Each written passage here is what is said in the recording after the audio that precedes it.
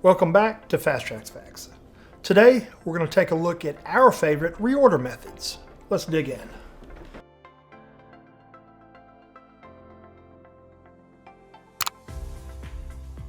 From Control Center, we're going to create a purchase order. And within the purchase order, some of our favorite and what we find is the most effective and most accurate order methods are going to be replenishment, days of inventory, and hybrid. So we'll glance at each one real quick. So let's dig into the details of a few.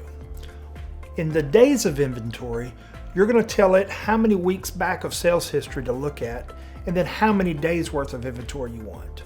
So for instance, if you average selling 4 per day and you want 10 days worth, the system will use an initial order quantity of 40.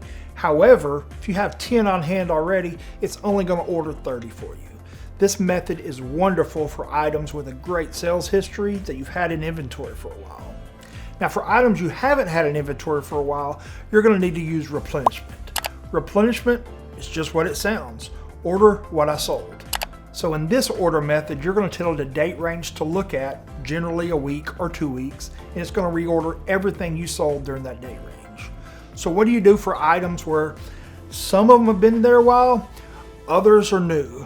That's where we created the hybrid, and it's personally my favorite method. So in the hybrid, it takes the best of both worlds. So it's going to use the days in inventory for items with an established history and the replenishment for new items. So using this order method, the only additional setting is how long in days the item has been in your inventory to be considered new or not new. I would recommend using 30, maybe 45. Hope this helps, and that's today's Fast Tracks Fact.